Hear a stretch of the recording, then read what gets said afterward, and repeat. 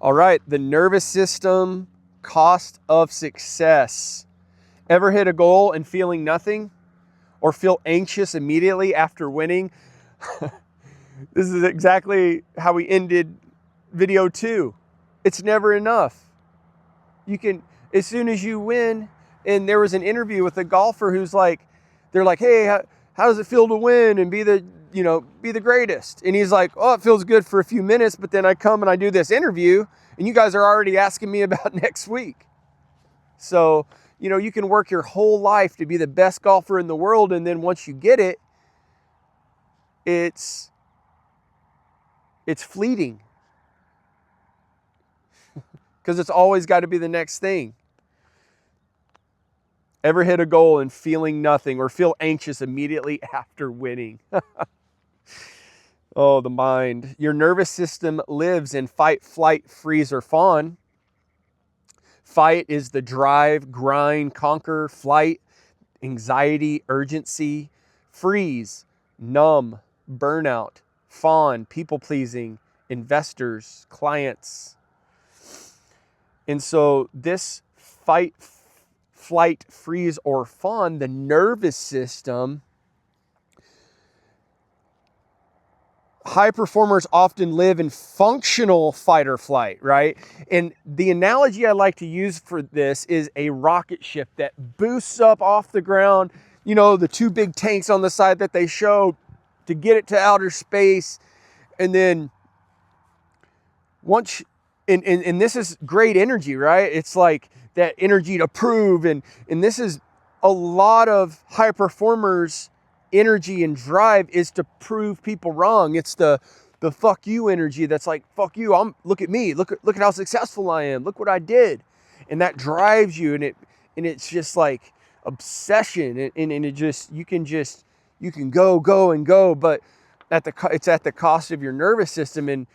And so, this energy is to get you to do that is pretty incredible, right? Like it kind of like it pushed me in my life to where I did things, and it's not all bad, that energy, right? Like the energy to go and to do and to accomplish things.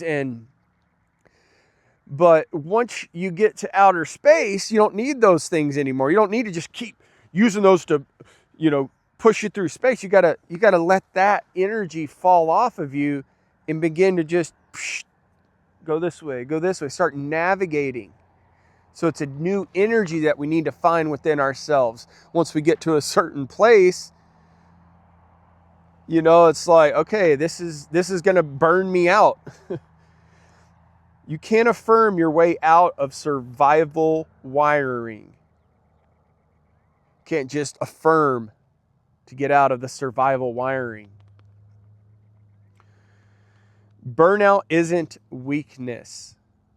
We're just talking about burnout here. Sleep issues, irritability, constant urgency, no ability to rest, emotional disconnection from spouse and kids. Who's out there dealing with the burnout? How do we get out of the burnout? How do we, well, first of all, we realize that what's driving the burnout is, we got to recognize that it's our nervous system wanting to find safety so it can relax. Because why we're burning out is because we're trying to be validated outside of ourselves, when what you're looking for is what is looking. What you're looking for is what is looking. You will never be satisfied with the business goals, and more money and more success will never fill the void that's inside of you. We were sent here to earth to parent one person, and that one person is you. And it's learning how to have the self-compassion for yourself. It's learning how to parent yourself in the areas of where you weren't seen and heard as a child, where your emotional needs weren't met. And until you learn to do that for yourself, until you learn to be a safe container for yourself, and you quit living a life out of protection and into presence for yourself, you'll never be able to be that presence for your wife and kids, for your business, for your employees, whatever this may look like for you. And then you get burnt out. And what was it the last video? You start criticizing, fear-based decisions, imposter syndrome, emotional shutdown. So we're moving out of one paradigm to the other. It takes time, it takes patience, and a lot of self-compassion. You built a powerful system, but it was built on adrenaline. How do we go from adrenaline to self-compassion? How do we let self-compassion run our business, run our life? Because at the end of the day, you're the CEO of your life. And when you're on your deathbed, whatever your life was, you're responsible. And what's the most important thing in life on your deathbed? I'd say it's relationships.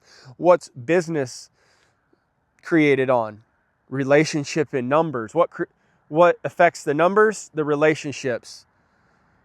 So this is about learning to have that relationship with yourself so that then the numbers do what they do automatically when you have a good relationship with yourself, and then you don't have to be obsessing and driving and pushing yourself. When you learn to accept yourself, be a safe place for yourself, show up for yourself, everything else falls into place.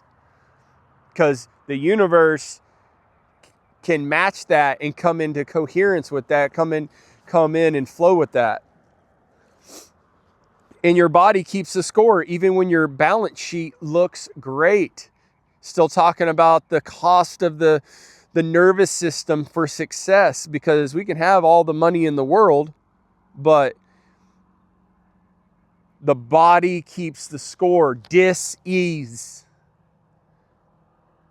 Right? We start taking pain medications, anxiety, depression meds, which is all part of the,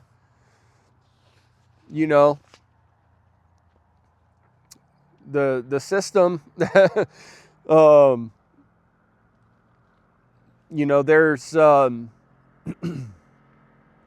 never been any double-blind testing that shows that this medication or the dysfunctions that we have are proven for the serotonin in your body, but these drugs are affecting it. And the real cure is self-compassion. The real cure is connection with source and with self. The reason people are driving themselves and burning out and killing their bodies is because they're not connected to the true energy of who they are. And that is the oneness with source energy. You are a fingerprint, a unique fingerprint, a unique version of God that the world wants to experience, but it can only happen through self-compassion and love. All right, next video we're going to be talking about from survival-driven to regulated leadership. All right, here we go, y'all. See you on the next one. Peace.